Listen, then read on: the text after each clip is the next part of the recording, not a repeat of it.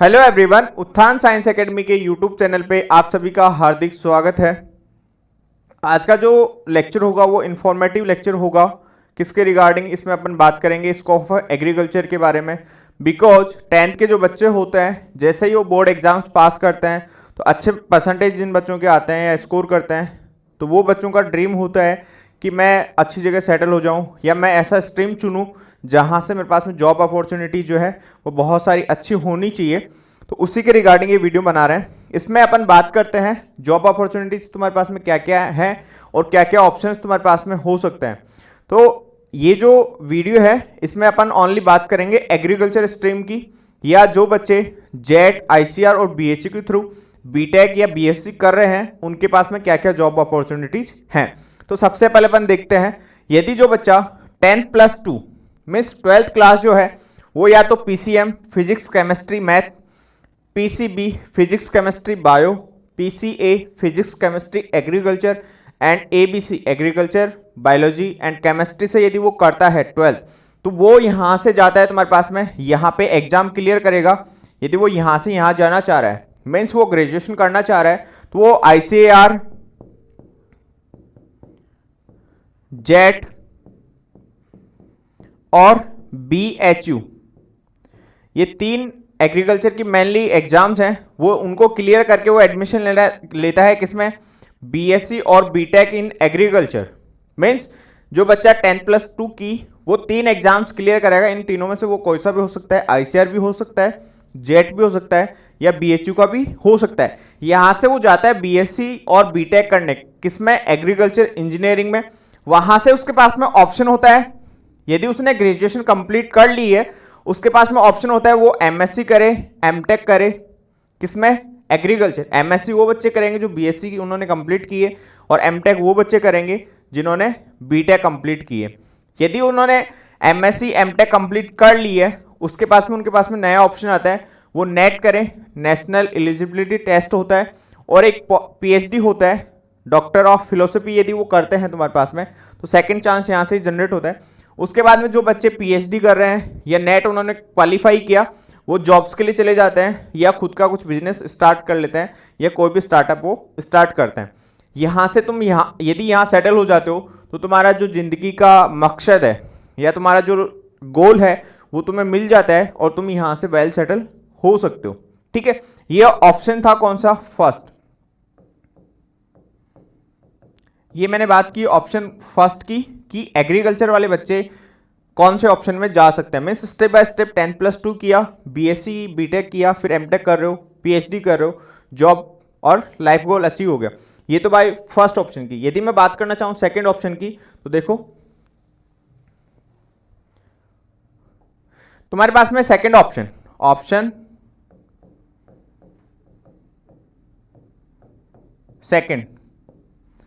Second में देखो क्या हो रहा है। 10+2 मीन्स 12 तुमने की मैथमेटिक्स, बायोलॉजी, एग्रीकल्चर से, यहां से तुम क्या जा रहे हो? अगेन क्या कर रहे हो? बीएससी बीटेक कर रहे हो। बीएससी बीटेक करने के बाद में बहुत सारे बच्चों का मूड होता है या पेरेंट्स का उन पर फोर्स होता है कि अरे यार नहीं, तू मास्टर या हायर डिग्रीज के लिए मत जा, तेरे को जॉब की तैयारी करनी है और तेरे को गवर्नमेंट जॉब लगना होता है। बिकॉज अपन सोशली लोग गवर्नमेंट एम्प्लॉयर को बहुत ज़्यादा तवज्जो देते हैं, तो उसके पास में ऑप्शन हो जाता है कि भाई वो जॉब प्रिपरेशन करना स्टार्ट कर देता है और 1-2 साल में वो जॉब प्रिपेयर करके वो कहीं ना कहीं सेटल हो जाता है। बट जब तुम जॉब में सेटल हो जाते हो तो बहुत सारे बच्चे ऐसे भी होते हैं, उनके दिमाग में ये आता है अरे यार मैंने जॉब कर रहा हूँ, मज़ा नहीं आ रहा, बट मेरे को कोई मास्टर डिग्री करनी चाहिए। तो वहाँ से तुम जा सकते हो किसके लिए?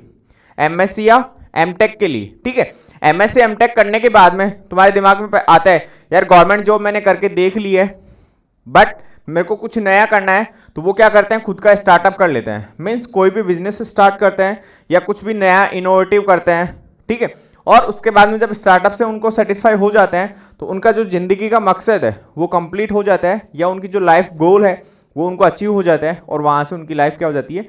सेटल हो जाती है। ये मैंने दो मेजर ऑप्शंस तुम्हें बताए हैं कि दो ऑप्शन कौन कौन से हैं। कॉम्पिटेटिव एग्जाम में जा सकते हो या तुम हायर स्टडीज के लिए जा सकते हो। अपन अब नेक्स्ट बात करेंगे, यदि तुम्हें हायर स्टडीज के लिए जाना है तो क्या क्या ऑप्शंस है। यदि तुम्हें कॉम्पिटेटिव एग्जाम्स में जाना है तो तुम्हारे पास में क्या क्या ऑप्शंस है।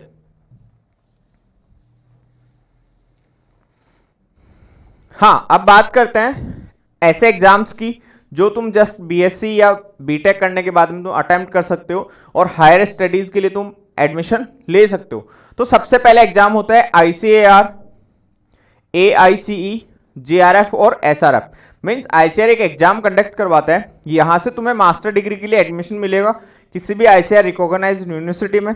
वहां पे क्या होता है, तुम्हें जेआरएफ और एसआरएफ मैंने क्यों बोला, जूनियर रिसर्च फेलो और सीनियर रिसर्च फेलो के ऑप्शन होते हैं। वहां पे यदि तुम एडमिशन लेते हो एमएससी में या एमटेक में तो तुम्हें वहां पे स्टाइफन मिलता है या स्कॉलरशिप मिलता है। जैसे आईआईटीज में अराउंड 12,400 का स्टाइफन मिलता है, प्लस जो सेंट्रल एग्रीकल्चर यूनिवर्सिटी वगैरह है वहां पे भी तुम्हें 12,400 का स्कॉलरशिप मिलता है। कितना, 12,400 अप्रोक्स मैंने बात की है, ये फिगर चेंज भी हो सकता है बिकॉज हर साल गवर्नमेंट रूल एंड रेगुलेशन में कुछ अपडेट करती रहती है।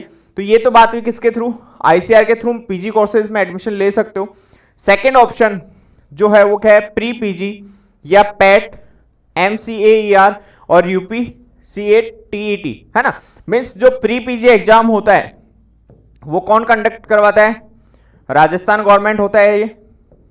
मीन्स जो बच्चे राजस्थान की यूनिवर्सिटीज में पीजी करना चाहते हैं या पोस्ट ग्रेजुएट करना चाहते हैं उनको अटेम्प्ट करना होता है प्री पीजी। उसके बाद में आता है पैट, ये तुम्हारे पास में एमपी में होता है।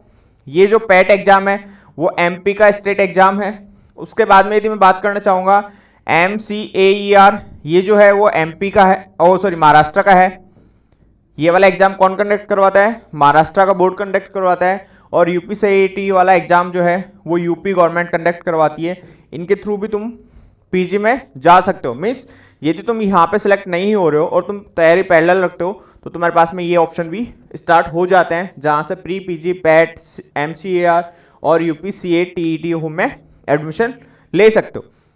बट ये वाले ऑप्शंस जो हैं दोनों, ये क्या है तुम्हारे पास में, कॉमन ऑप्शन होते हैं और बच्चों को हर बच्चे को ये पता होता है जो बीएससी कर रहे होते हैं। बट मैं नेक्स्ट जो 4 की बात करूंगा यहां तक की, है ना, ये यूनिक ऑप्शंस हैं। यहाँ पे तुम्हें गवर्नमेंट जॉब नहीं मिलेगी, बट यहाँ पे यदि तुम सेलेक्ट हो जाते हो, यहाँ से तुम पोस्ट ग्रेजुएशन करते हो तो तुम्हारा जो पैकेज स्टार्टिंग वो अराउंड है 10 लाख से स्टार्ट होता है। और यदि तुम 1 लाख पर मंथ कमा रहे हो तो गवर्नमेंट जॉब की तुम्हें आवश्यकता नहीं होनी चाहिए मेरे हिसाब से। तो सबसे पहले बात करते हैं कैट की। ये एक एग्जाम होता है, common aptitude test for ABM. ABM का मीन्स है एग्री बिजनेस मैनेजमेंट, ठीक है। एक एबीएम का एग्जाम होता है कैट का, जिसके थ्रू तुम्हारी एग्रीकल्चर के जो बच्चे होते हैं जिन्होंने बीएससी या बीटेक किया एग्रीकल्चर में, उसके लिए कुछ सीटें रिजर्व होती है। कहां पे, IIM, Indian institute of management Ahmedabad में, और अभी लेटेस्ट स्टार्ट किया लखनऊ ने, कहां पे, आईआईएम लखनऊ। ये 2 आईआईएम ऐसे हैं जहां पे तुम यदि कैट के थ्रू एडमिशन लेते हो तो तुम्हारी सीटें और इनकी कट ऑफ क्या होती है, थोड़ी कम जाती है, तो तुम वहां पे एडमिशन ले सकते हो। और यदि तुम यहां से पास आउट हो रहे हो, यदि यहां से पास आउट हो रहे हो तो जो आईआईएम का एवरेज पैकेज जो स्टार्ट होता है वो 10 to 12 lakhs का होता है। ये बात है स्टार्टिंग पैकेज की, है ना। मिनिमम तुम्हें यहां से इतना पैकेज मिल ही जाएगा। और यदि तुम्हें टैलेंट है, तुम्हारी कम्युनिकेशन स्किल्स बहुत अच्छी है, तो तुम करोड़ों में भी बात कर सकते हो। हर बच्चा यहाँ इसके लिए नहीं सोचता है, वो ओनली यहीं पे फोकस रहता है, अरे यार मेरे को प्री पीजी क्लियर करना है या मेरे को आईसीआर का एग्जाम क्लियर करना है। बट यदि तुम यहाँ पे एडमिशन लेते हो तो तुम्हारा स्टार्टिंग पैकेज क्या होता है, 10 to 12 lakhs पर ईयर होता है। इसके बाद में यदि मैं बात करूंगा किसकी, PGDM, post graduate diploma in management. कौन सा, पोस्ट ग्रेजुएट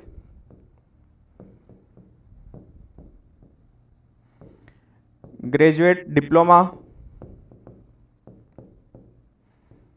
इन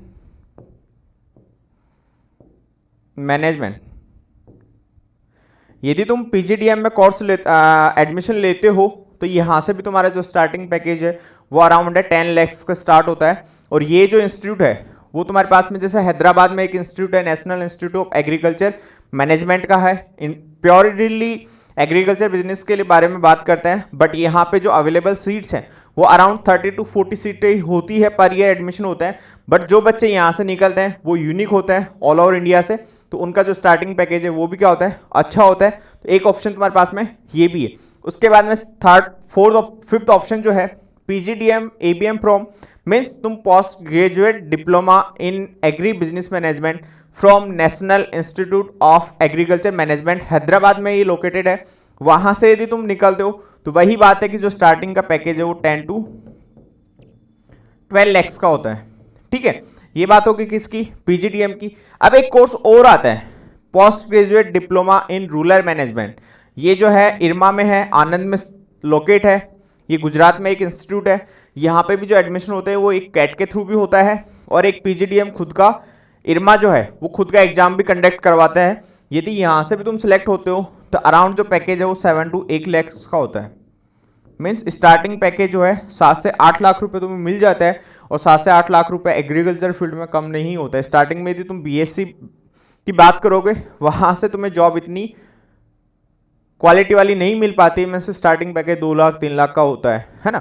इसके बाद में यदि एक ऑप्शन और है तुम्हारे पास में गेट का। गेट ऑप्शन कहां से आता है, जो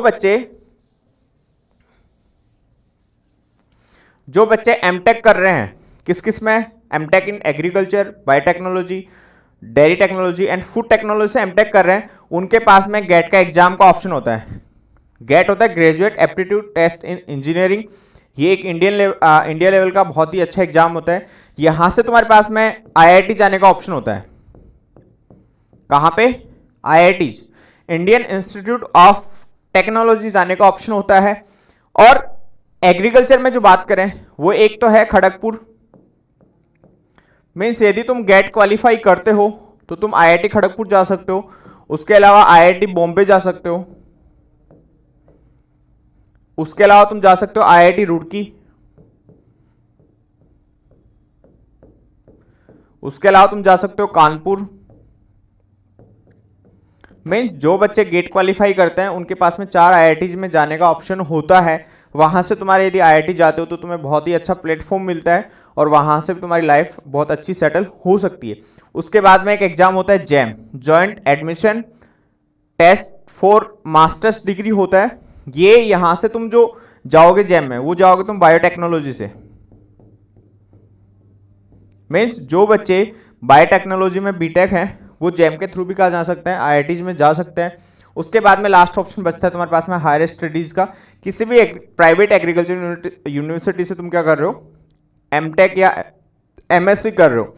तो ये बात हुई मेजर एंट्रेंस एग्जाम की, जो बैचलर डिग्री के बाद में तुम दे सकते हो, या ये मेजर सब्जेक्ट स्ट्रीम्स थे जहां पे तुम पोस्ट ग्रेजुएशन कर सकते हो।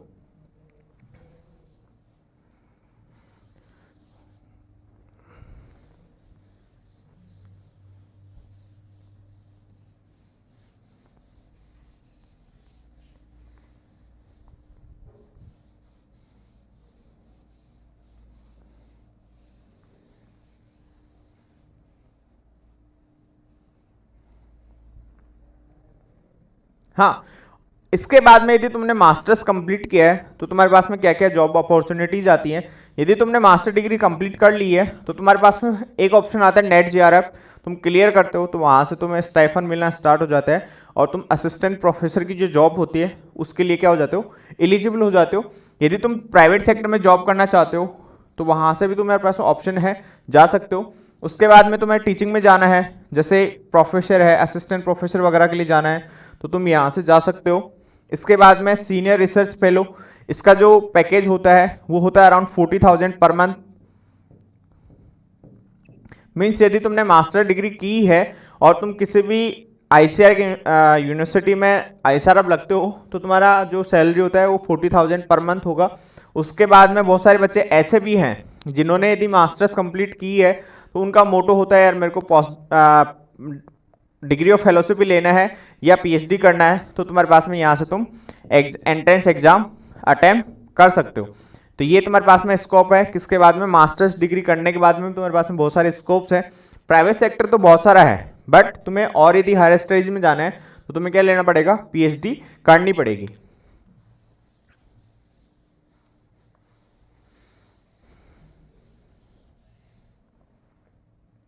इसके बाद में जो बच्चे पीएचडी कर लेते हैं उनके बाद में यदि मैं बात करना चाहूं, उनके पहले सबसे पहले स्कोप है किसका, टीचिंग का। वो जा सकते हैं असिस्टेंट प्रोफेसर के लिए, एसोसिएट प्रोफेसर और प्रोफेसर के लिए। इस एग्जाम यहां पे तुम जा सकते हो, फर्स्ट जॉब अपॉर्चुनिटी तुम्हारे पास में ये है।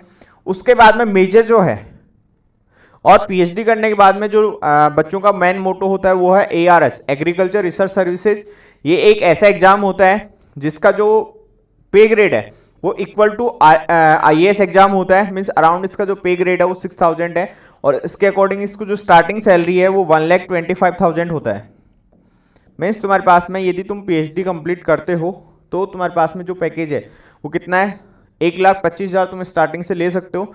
जो पोस्ट होती है वो साइंटिस्ट की होती है, ठीक है। यहाँ पे यदि पीएचडी में तुम्हें स्टाइफन मिलता है अराउंड 35,000। यदि तुमने पीएचडी भी की है तो तुम्हारा जो पैसा है वो आता रहेगा 35,000 तुम्हें गवर्नमेंट पे करती है। उसके बाद में तुम्हारे पास में एक ऑप्शन है आरए का, रिसर्च एसोसिएट। ये एक पोस्ट होती है, इसका जो पैकेज है वो 50,000 means around 6 lakh per year होता है। मीन्स तुम्हें यदि पीएचडी की है तो किसी भी सेंट्रल यूनिवर्सिटी या स्टेट यूनिवर्सिटी में तुम लग रहे हो, या किसी भी आईआईटी में तुम जा रहे हो, तो वहाँ पे यदि तुम आरए लग रहे हो तो तुम्हारे पास में जो पैकेज है वो 6 लाख पर ईयर का होता है। उसके बाद में कुछ बच्चे और इंटरेस्टेड होते हैं तो वो कहाँ जा सकते हैं, पोस्ट डॉक करने जा सकते हैं। और पोस्ट डॉक के लिए तुम्हारे पास में बहुत सारी अपॉर्चुनिटीज है, तुम आउट ऑफ कंट्री भी जा सकते हो, इंडिया से भी कर सकते हो।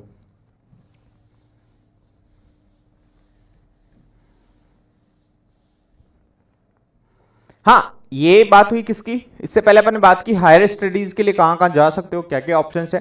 अब सबसे इंपॉर्टेंट चीज है कॉम्पिटिटिव एग्जाम्स या एग्रीकल्चर सेक्टर में कौन कौन से गवर्नमेंट एग्जाम होते हैं जहां पे तुम डायरेक्टली बीएससी के बाद में एग्जाम दे सकते हो। सबसे पहला है UPSC, union public service commission, एक एग्जाम कंडक्ट करवाता है। और बहुत सारे बच्चों का ये ड्रीम भी होता है, अरे यार मेरे को आईएएस बनना है, मेरे को आईपीएस बनना है, आईएफएस बन रहा है। तो यहाँ से बच्चों सोच रहे हैं सर एग्रीकल्चर वाले आईए यूपीएससी में कहाँ जा सकते हैं, जा सकते हैं बिकॉज यहाँ पे ऑप्शनल जो सब्जेक्ट होता है वो तुम जा सकते हो किसमें, आईएफएस, इंडियन फॉरेस्ट सर्विसेज एक एग्जाम होता है। और इसके लिए जो ऑप्शनल सब्जेक्ट है वो तुम्हारे पास में होता है क्या, एग्रीकल्चर।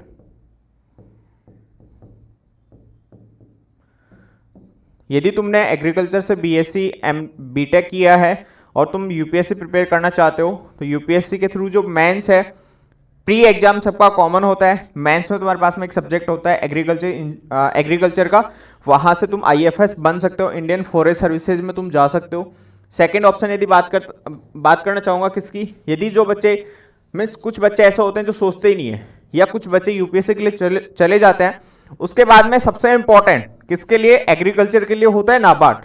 नाबार्ड क्या हो, एक एग्जाम कंडक्ट करवाता है, national agriculture board and rural development का एक बोर्ड है, इसमें एग्जाम होता है, वो ग्रेड होता है ए और बी ग्रेड का एग्जाम कंडक्ट करवाता है। और ए और बी ग्रेड का जो एग्जाम है उसकी स्टार्टिंग सैलरी होती है 75,000 मीन्स अराउंड जो सैलरी है स्टार्टिंग में तुम्हारे पास में कितना होता है, 75,000 पर मंथ तुम्हें स्टार्ट होता है यदि तुम नाबार्ड के एग्जाम क्लियर करते हो और वहां पे तुम सेलेक्ट हो जाते हो। Second option. थर्ड ऑप्शन है IBPS AFO, agriculture field officer की एग्जाम होती है। ये हर साल दिसंबर में एग्जाम कंडक्ट होती है।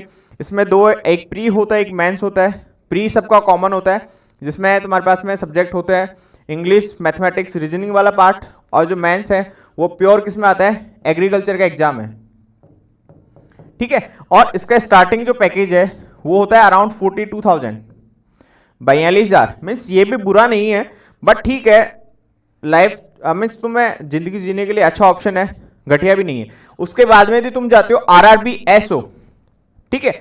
आरआरबी एसओ एक ऐसा एग्जाम है जहां पे तुम्हें एक्सपीरियंस चाहिए, और वो एक्सपीरियंस होना चाहिए तुम्हें कितने, 2 इयर्स का इन एग्रीकल्चर फील्ड। किसी भी एग्रीकल्चर, वो प्राइवेट हो सकता है, वो गवर्नमेंट हो सकता है।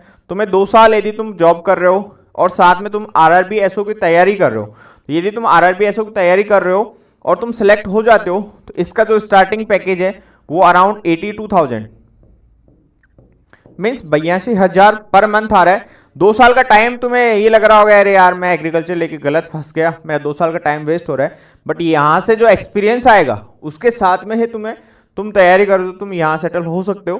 थर्ड ऑप्शन हो गया। उसके बाद में यदि बात करें इसरो, ये इंडियन स्पेस रिसर्च ऑर्गेनाइजेशन है, यहां पे भी एग्रीकल्चर वाले बच्चों का ऑप्शन होता है। ये तो किसी को पता ही नहीं होगा, 100% मैं बोल सकता हूं कि ओनली 2 to 5% बच्चे ऐसे होंगे जिनको ये पता है कि अपन इसरो में भी एडमिशन ले सकते हैं या इसरो में भी तुम जॉब पा सकते हो। कौन कौन से वाले होते हैं? मेनली सोइल साइंस वाले, या जो बच्चे रिमोट सेंसिंग है,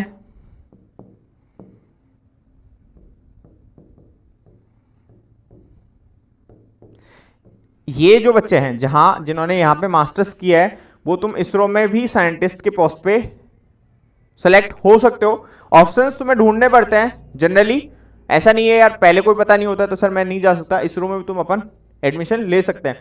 उसके बाद में तुम्हारे पास में स्टेट एग्जाम्स आते हैं। जैसे यदि मैं बात करना चाहूँ राजस्थान की, तो राजस्थान में जैसे AARO है, AAO है, ये सब एग्जाम्स तुम्हारे पास में आते हैं। AARO है, असिस्टेंट एग्रीकल्चर रिसर्च ऑफिसर है, असिस्टेंट एग्रीकल्चर ऑफिसर है ना। तो ये एग्जाम्स है जो स्टेट के हैं, हर स्टेट एग्रीकल्चर के एग्जाम कंडक्ट करवाता है। इसके बाद में तुम जूनियर इंजीनियर में जा सकते हो। इन जो डिपार्टमेंट है वो क्या है तुम्हारे पास में, वाटर से डिपार्टमेंट में तुम यहाँ से जा सकते हो। तो ये तुम्हारे पास में स्टेट एग्जाम्स की बात होगी। उसके अलावा तुम्हारे पास में मैंने लिखा है FCI और CWC, food corporation of India और सेंट्रल वेयर हाउस कॉर्पोरेशन, यहाँ पे भी तुम्हारे पास में वैकेंसी आती रहती है, हर 2-3 साल से वैकेंसी आती है। और इसका अराउंड जो स्टार्ट है वो 50,000 50,000 है ना। तो ये बात हुई किसकी, अपने पास में FCI। उसके अलावा एक एग्जाम और होता है इफ्को का,